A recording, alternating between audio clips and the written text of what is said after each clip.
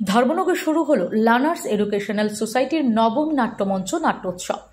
২রা আগস্ট শুক্রবার উত্তর ত্রিপুরা জেলার জেলা সদর ধর্মনগর শহরের অর্ধেন্দু ভট্টাচার্য স্মৃতি ভবনে অনুষ্ঠিত হল লার্নার্সের নবম নাট্যমঞ্চ নাট্যোৎসব। লার্নার্স এডুকেশনাল সোসাইটির রাজ্যের উল্লেখযোগ্য একটি নাট্যদল। তাদের পরিবেশিত বিভিন্ন নাটক দেশে এবং বিদেশে দর্শকের মন জয় করেছে এবং প্রশংসা কুড়িয়েছে। প্রতি বছরের মতো এবছরও লার্নার্স আয়োজন করেছে তাদের নবম নাট্যমঞ্চ নাট্যোৎসবের। প্রদীপ প্রজ্বলনের মাধ্যমে এই অনুষ্ঠানের শুভ উদ্বোধন করেন রাজ্যের বিশিষ্ট সাংস্কৃতিক ব্যক্তিত্ব সমর চক্রবর্তী। এছাড়াও উপস্থিত ছিলেন রাজ্যের খ্যাতনামা যাত্রা শিল্পী মানিক দেবনাথ, লার্নার্স এডুকেশনাল সোসাইটির সভাপতি মণিদীপ দাস, সম্পাদক রত্নদীপ চক্রবর্তী, সহ সভাপতি সন্তোষ ভট্টাচার্য সহ লার্নার্সের সকল সদস্যরা।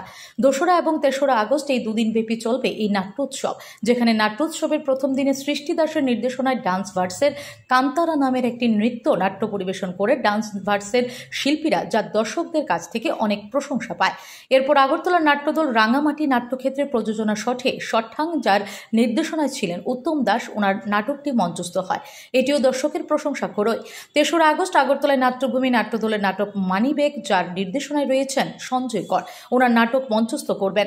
লার্নার্সের নবম নাট্যমঞ্চ নাট্যোৎসবের মঞ্চ এবার তারা উৎসর্গ করেছে বিজয় লক্ষ্মী সেনের স্মৃতিতে। লার্নার্সের নবম নাট্যমঞ্চ নাট্যোৎসবের উদ্বোধনী অনুষ্ঠানে লার্নার্সের দশম নাট্যমঞ্চ নাট্যোৎসবের লোগো প্রকাশিত হয়। লার্নার্স এডুকেশনাল সোসাইটি তাদের দশম নাট্যমঞ্চ নাট্যোৎসব উৎসর্গ করতে চলেছে তাদের দলের সদস্য বিশাল শর্মার স্মৃতিতে। ইতিমধ্যে এই দশম নাট্যমঞ্চ নাট্যোৎসবকে নিয়ে লার্নার্স একাধিক পরিকল্পনা হাতে নিয়েছে এবং দশম নাট্যমঞ্চ নাট্যোৎসবের প্রস্তুতি শুরু করে দিয়েছে। দুদিনব্যাপী আমাদের এই নাট্যোৎসবে ধর্মনগরের সকল জনগণকে আমরা আমন্ত্রণ জানাচ্ছি। আজকে সন্ধ্যা 6:30 থেকে আমাদের এই অনুষ্ঠানটা শুরু হবে এবং আগামীকালও থাকবে। আগামীকাল রাজ্যের বিশিষ্ট নাট্যদল নাট্যভূমির একটি প্রযোজনা থাকবে মানিবেগ, যার নির্দেশনায় রয়েছেন সঞ্জয় কর sir.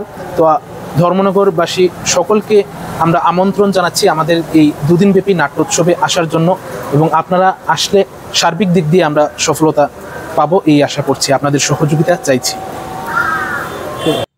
Bureau report, S Bharat live 24 hours.